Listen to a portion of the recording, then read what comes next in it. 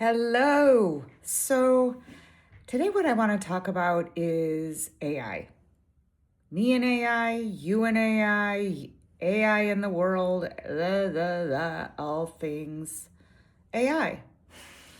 Because it seems like there's this, I don't want to call it a war. That seems sort of dramatic. But there's lots of stories going on about AI. Some people love it, some people hate it. The same thing can be true about inflatable Santas. Some people love them, some people hate them. Which is interesting in and of itself, that this one thing could be so polarizing. Inflatable anything, particularly inflatable Santas. And the same thing seems to be true for AI. On the one hand, AI is the ruination of all 20-somethings job possibilities. After all, there was promise that if you only went into tech, you'd be great, but they know one kind of tech, and this is a different kind of tech, and that's true for sure. It's a different kind of tech is what I mean. I don't think it's true for sure there's no jobs. I think they may be different. AI is going to take over. AI isn't accurate. And it's true both ways. Like sometimes it isn't. A friend of mine was had something that she wrote, quoted, and she did an AI search. And she's like, I never wrote that. I talked to a professor, my cousin. She also experienced a coworker whose work was quoted. And she's like, I never wrote that. So it is true that it isn't always accurate. And yet, not using it, that is not great because AI is amazing and helpful and faster.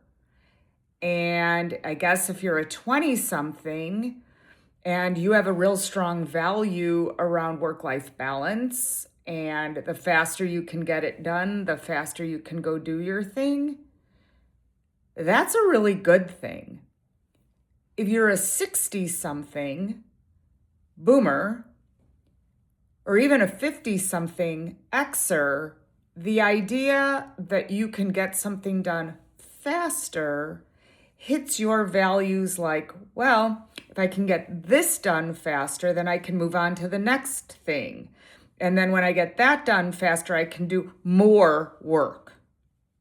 And then in the traditional hours, and what is the matter with those 20-somethings? Their values around work are so upside down, and yet the 20-somethings have watched the elders ahead of them, or the olders, if elder means too old for you, the olders, that's a fact.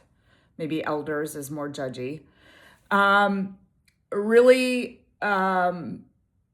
give up a lot of themselves for no appreciation. And if that weren't enough reason to want to be more efficient for more free time at any point for your consideration, I saw a headline in the Wall Street Journal, and it said something akin to companies are slow to hire, quick to fire, as sort of like the corporate norm. And I thought, well, that sucks. Who wants to work there for any amount of time for a company that treats humans with that sort of a attitude? Or the one thing AI cannot do is person-to-person connecting, so that the people who will survive all of this will have great people skills, interpersonal skills,